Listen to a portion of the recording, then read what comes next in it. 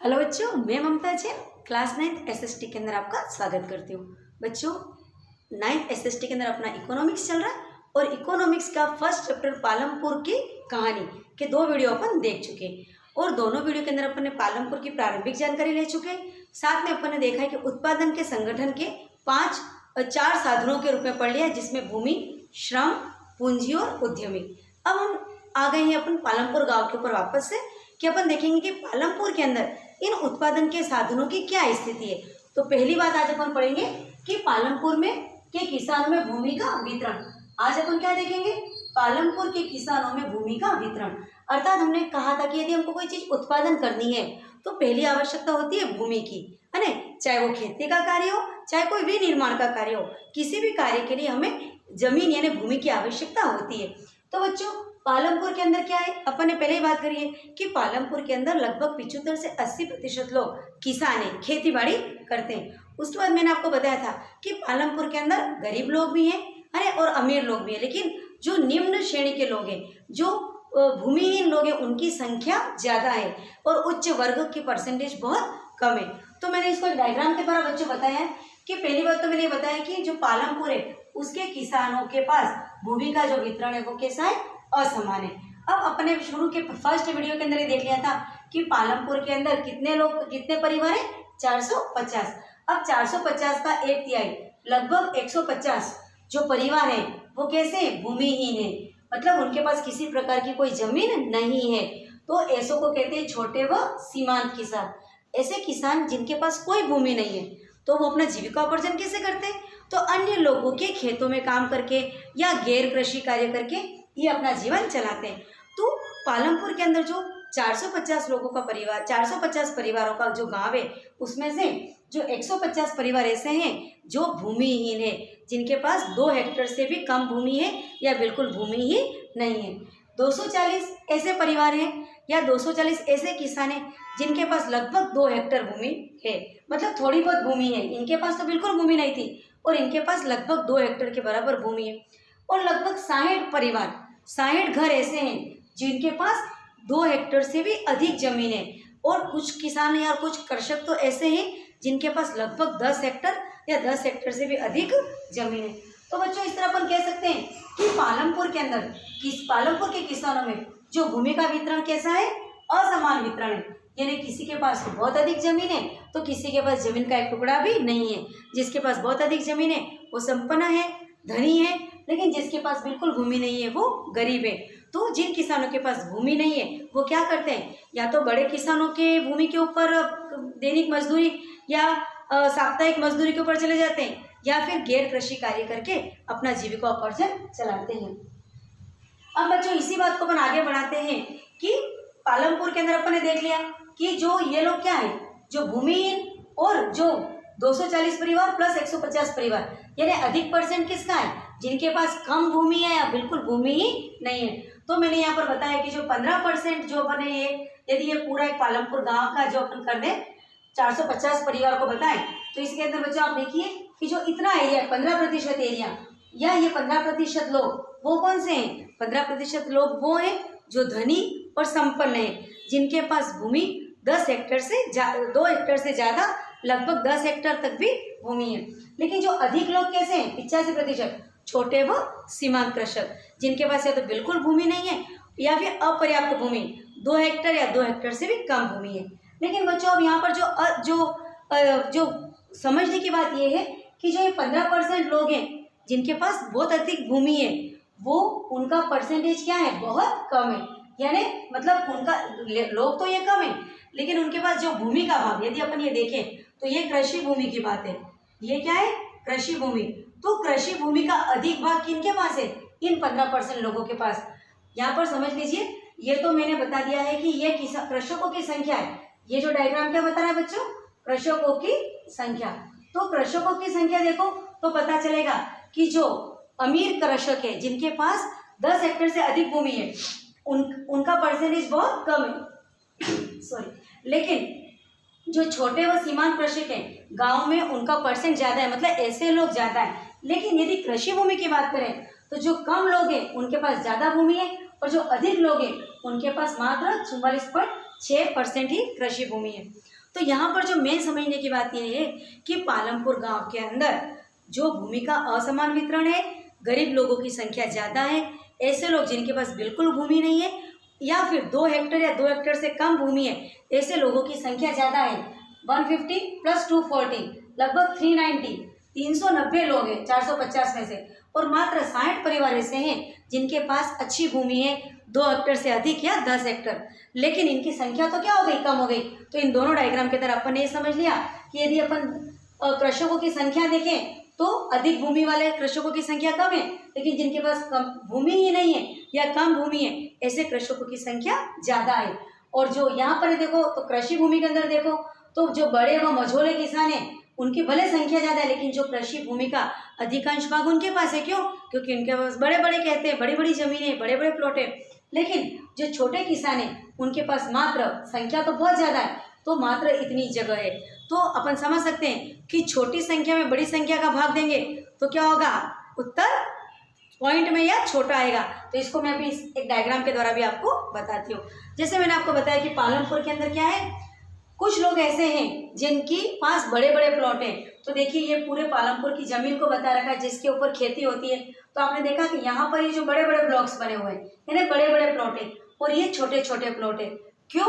क्योंकि ये जो भाग है वो जो 60 परिवार है उनके पास है। क्यों? इतनी सारी जमीन के अंदर केवल 60 लोगों के पास है, और जो इतनी सी जमीन है वो 390 लोगों के पास है। तो अपन अंदाजा लगा सकते हैं कि इतनी सारी जमीन मात्र 60 लोगों के पास है, तो प्रत्येक को बड़ी बड़ी जमीन मिल रही है, और इतनी सी जमीन 390 लोगों के पास है तो सबको इतनी इतनी जमीन मिल रही है। तो यहाँ पर ये समझना है कि पालमपुर के अंदर अधिकांश लोग गरीब हैं जिनके पास या तो भूमि ही नहीं है, और भूमि है तब भी 2 हेक्टेयर या 2 हेक्टेयर से कम है। लेकिन कुछ लोग ऐसे हैं जो बहुत संपन्न हैं, उनके पास भूमि 2 हेक्टेयर से अधिक लगभग 10 हेक्टेयर तक भी जमीन है। तो बच्चों ये तो हो गया, मैंने पालमपुर की आपको एक कहानी बता दी कि पालमपुर के अंदर भूमि का वितरण कैसा है, असमान वितरण है। कुछ गरीब लोगों की संख्या ज़्यादा है, अमीर लोगों की संख्या कम है।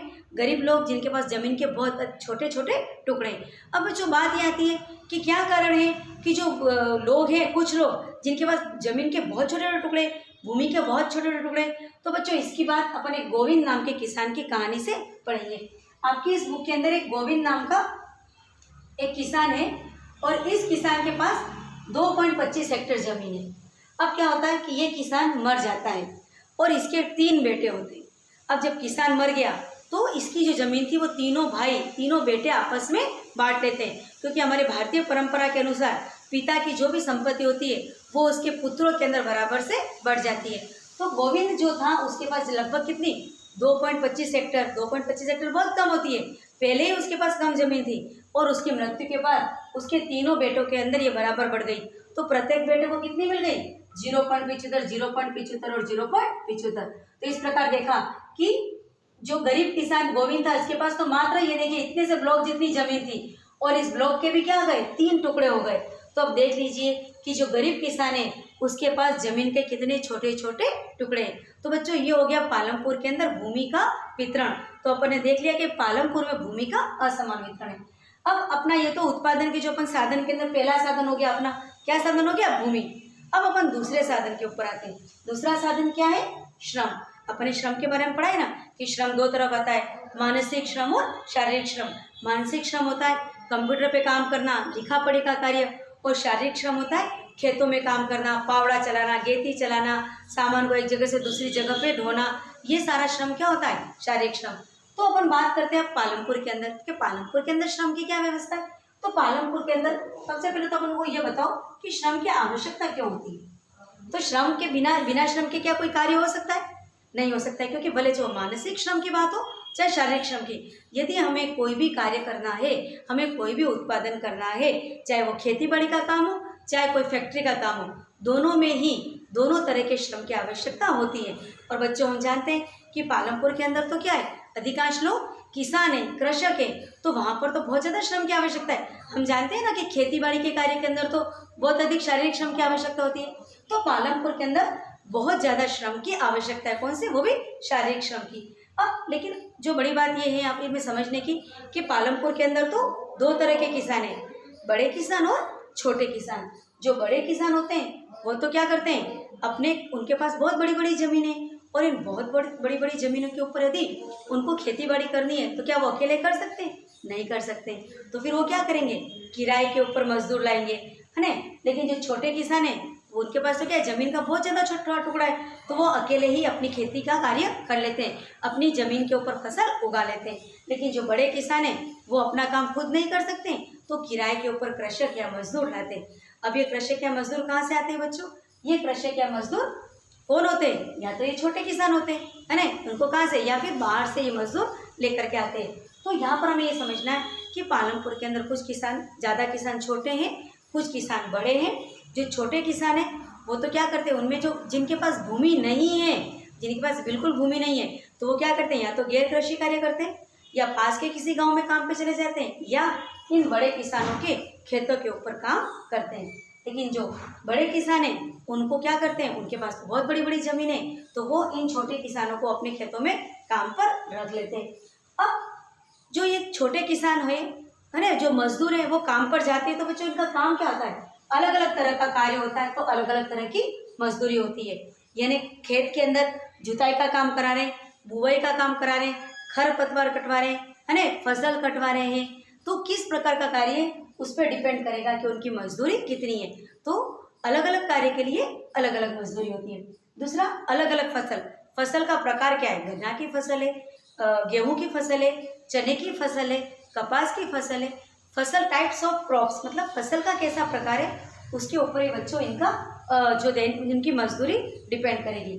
फिर या वो दैनिक मजदूरी पे रखा है, यानी जो बड़े किसान होते हैं वो छोटे किसानों को अपने काम पर तो रखते हैं, लेकिन कुछ तो क्या है, दैनिक मजदूरी पे रखते हैं, अर्थात सुबह आए और शाम को फ्री, और उनको पैसा दे दिया और फ्री हो गए। और कुछ ऐसे किसान होते हैं जो 1 वीक या 2 वीक यानी 8 दिन या 15 दिन के ऊपर काम पे रखे जाते हैं, तो इनका हिसाब 8 या 15 दिन के अंदर भी होता है। और कुछ किसान ऐसे भी होते हैं जो साल भर के लिए भी अपने खेत में काम पे रखते हैं, तो उनका या तो मासिक या वार्षिक हिसाब किताब हो जाता है। तो यहाँ पर अपन ने देखा कि उनकी जो मजदूरी होती है वो भी किस प्रकार होती है, उनके कार्य के आधार पर, क्षेत्र मतलब फसल के आधार पर है, या किस तरह दैनिक मजदूरी पर आ रहे हैं, या फिर मासिक आ रहे हैं, या 15 दिन के लिए आ रहे हैं, या साल भर के लिए काम पर आ रहे हैं। यहाँ पर आने के बाद बच्चों अब हम एक और बात करते हैं कि आपकी जो बुक के अंदर एक कहानी दे रखी है डाला और रामकली की। डाला और रामकली दोनों ही गरीब खेतीहर मजदूर है, दोनों ही गरीब हैं, खेतीहर मजदूर, और दोनों ही परेशान और दुखी हैं। क्योंकि अभी अपन देख ही चुके कि पालमपुर के अंदर क्या है, छोटे किसान, गरीब किसानों की संख्या बहुत ज़्यादा है और अमीर बड़े किसानों की संख्या कम है। तो छोटे किसानों के पास छोटे छोटे खेत हैं, तो उनको 2 वक्त का खाना भी कई बार नसीब नहीं होता है। तो यहाँ पर एक एग्जाम्पल लिया है, डाला नाम का एक किसान है और रामकली नाम की भी एक किसान है, दोनों ही गरीब हैं और खेतीहर मजदूर है। अब दोनों आपस के अंदर बात करते हैं। डाला कहता है कि आजकल तो मुझे काम ही नहीं मिल रहा है ना, आजकल काम की बहुत कमी हो गई है और मुझे 2 टाइम का खाना भी नहीं मिल रहा है। और वो कहता है कि जब मतलब सरकार ने, तो जब मैं किसी बड़े किसान के घर खेत में काम करने जाता हूँ तो सरकार ने तो हमारी मजदूरी 300 रुपये कर रखी है, लेकिन बड़े किसान क्या करते हैं, हमको मात्र 150 रुपये देते हैं, लेकिन फिर भी हम 150 रुपये के ऊपर काम करते हैं। क्यों काम करते हैं बच्चों? क्योंकि उनको काम ही नहीं मिल रहा है। इनकी संख्या बहुत ज़्यादा है, बड़े किसानों की संख्या कम है, तो छोटे किसानों को काम ही नहीं मिल रहा है। तो वो सोचते हैं कि 300 ना से 150 में ही काम तो मिले, और बड़े किसान इनकी मजदूरी का फ़ायदा उठाते हैं, है ना। इनकी बहुत ज़्यादा मजबूरी है, तो उस मजबूरी का फ़ायदा कौन उठा रहे? बड़े किसान। तो जो डाला कहता है कि आजकल तो मुझे काम ही नहीं मिल रहा है, और जो काम मिलता है जैसे 300 रुपये बजाय मुझे मात्र 150 रुपये मिल रहे, मैं बहुत दुखी और परेशान हूँ। उस पर रामकली कहती है कि हाँ भाई, बिल्कुल सही बात है कि मैं घनश्याम के वहाँ पे, घनश्याम बड़ा किसान है, उसके वहाँ पे काम करने जाती थी, लेकिन अब तो वो भी क्या करके ले आया, ट्रैक्टर है, हार्वेस्टर है, ऐसी बड़ी बड़ी मशीनें ले आया है। इसलिए मुझे जो पिछले वर्ष जो 12 महीने में से मात्र 5 महीने ही काम मिला था, तो हाँ भाई मेरी भी स्थिति बहुत ख़राब है, मेरे को भी काम नहीं मिल रहा है। उस पर डाला कहता है कि हाँ, अब तो बड़े बड़े मशीन आ गए। मशीन आने से क्या है कि जो बड़े किसानों को, छोटे किसानों की अभी इतनी आवश्यकता नहीं रही है। तो पहले तो फिर भी हमको काम मिल जाता था, लेकिन अब बड़े बड़े मशीन, ट्रैक्टर, हार्वेस्टर, फसल कटाई के लिए, फसल बुआई के लिए, हर जगह खरपतवार काटने के लिए सब जगह मशीनें आ गई है, तो आजकल हमको काम बिल्कुल नहीं मिल रहा है। तो उसके ऊपर जो रामकली भी कहती है कि हाँ, मैं भी अब क्या कर रही हूँ, क्योंकि मुझे भी काम नहीं मिल रहा है, तो इस वर्ष से तो मैं क्या सोच रही हूँ कि मैं पड़ोस के गाँव में चली जाऊँ और वहाँ पर ईंटों के भट्टे के ऊपर कार्य करूँ। मतलब ईंटों के भट्टे पर कार्य करना हो गया गैर कृषि कार्य। तो यहाँ समझने की बात ये कि पालमपुर के अंदर लोगों को काम नहीं मिल रहा है, तो कृषि कार्य से बच्चों को कहाँ जा रहे हैं, गैर कृषि कार्यों के ऊपर जा रहे हैं। तो रामकली कह रही है कि मैं भी अब ईंटों के भट्टों के ऊपर काम करने जाने का सोच रही हूँ। तो उस पर ये जो डाला कहता है कि हाँ बहन, मैंने भी क्या है लास्ट ईयर जो पिछले वर्ष जो बड़े किसानों से 1000 रुपया मैंने उधार लिया था, क्योंकि मुझे खाने पीने की वस्तुएं खरीदनी थी। लेकिन अब उसने मुझे इतना ज़्यादा ब्याज लगा दिया है कि अब मुझे 2000 रुपये देने, तो यहाँ तो 2 वक्त का खाना ही नहीं मिल रहा है, तो मैं वो 2000 रुपये उस बड़े किसान को कैसे लौटाऊंगा। तो रामकली कहती है कि भाई मेरी स्थिति तो और भी खराब है, मुझे तो बड़े किसान ने अब ऋण देने से ही मना कर दिया है, वो ऋण देने के लिए ही तैयार नहीं, क्योंकि मेरी स्थिति इतनी गरीब हो गई है कि हालत इतनी खराब है कि बड़े किसान अब तो मुझे लोन या ऋण भी नहीं दे रहे। इस प्रकार दोनों अपनी राम कथा सुना रहे हैं, डाला और रामकली दोनों ही दुखी हैं, दोनों को ही काम नहीं मिल रहा है और दोनों की स्थिति बच्चों बहुत खराब है। तो इस प्रकार बच्चों अपने आज के इस वीडियो में देखा कि पालमपुर के अंदर भूमि का वितरण देख लिया और साथ में श्रम की व्यवस्था को भी देख लिया और इस निष्कर्ष के ऊपर आए कि पालमपुर में भूमि का वितरण असमान है, छोटे बड़े किसान हैं, छोटे किसानों की संख्या ज़्यादा है, उनका शोषण भी हो रहा है क्योंकि उनको 300 की बजाय जैसे 150 मजदूरी मिल रही है। पिछले वर्ष उन्होंने 1000 रुपया लिया है तो अब उनको 2000 लौटाना पड़ रहा है। और बड़े किसान तो उनके पास ज़मीन अधिक है, वो अच्छे से कमा रहे हैं, खा रहे हैं और पी रहे हैं। तो बच्चों आज की वीडियो में इतना ही काफ़ी है। नेक्स्ट वीडियो के अंदर अपन देखेंगे उत्पादन के जो अन्य साधन कौन से 2 बचे, एक तो कैपिटल मतलब पूंजी और उद्यमी। तो पालमपुर के अंदर अपन ने भूमि और श्रम की स्थिति देख ली है। अब हम अगले वीडियो के अंदर देखेंगे कि पालमपुर में उत्पादन के अन्य जो 2 साधन हैं कौन कौन से, कैपिटल पूंजी और उद्यमी की क्या स्थिति है। तो बच्चों आज की वीडियो में इतना ही काफ़ी है। नेक्स्ट वीडियो के अंदर अपन फिर से मिलते हैं, तब तक के लिए थैंक यू।